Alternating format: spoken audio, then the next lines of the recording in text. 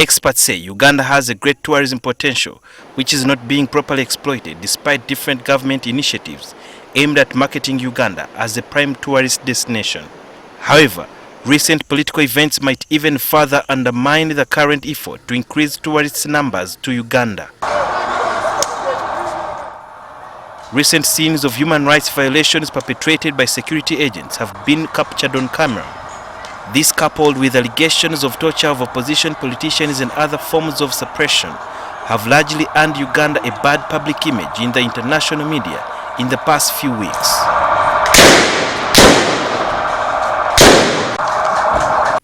For example, hashtags like Free Bobi Wine have been trending, generated by people all over the world, calling for the release of Kyadondo East MP Robert Kyagulanyi, popularly known as Bobi Wine, who was arrested and allegedly tortured while in military detention.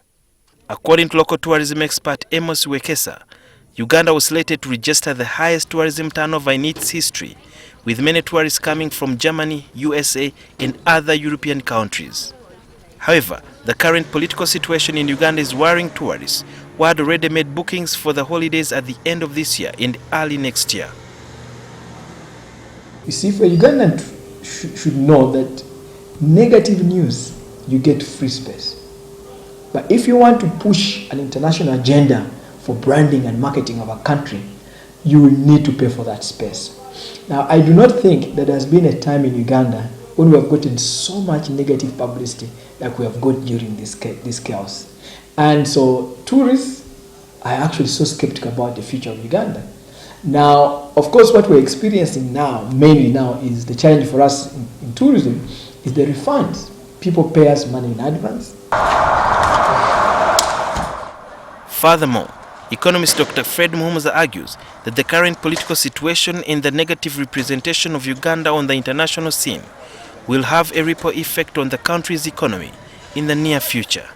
Especially for people who want to come here and set up their factories. They want to come here and set up their businesses. Now they begin to get a different image about the country and how it handles a fallout. According to government spokesperson Ofwono Opondo, government is handling the situation and there is no need for causing alarm. The European embassies, America used to give advisories about terrorism. It was a similar trend, but we were able to restore that in a short while. And we do believe that even this one will be restored in a short while.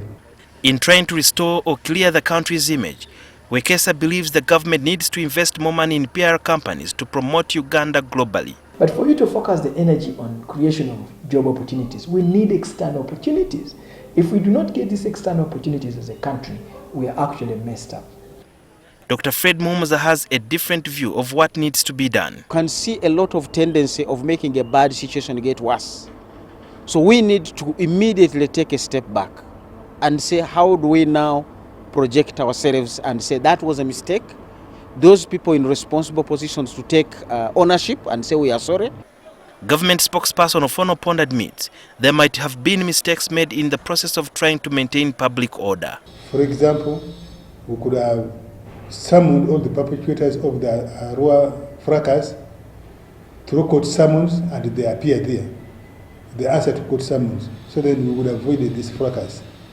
Or even the one of yesterday, the police could have gone to court and sought warrant of arrest for Honorable Zake, and when he reaches the airport or in Rubaga hospital where he was, he's served with the warrant of arrest or summon. Last year, government made about $1.4 billion from tourism alone. Experts now are saying that if government could invest a significant fraction of that money in marketing Uganda, the earnings could even triple.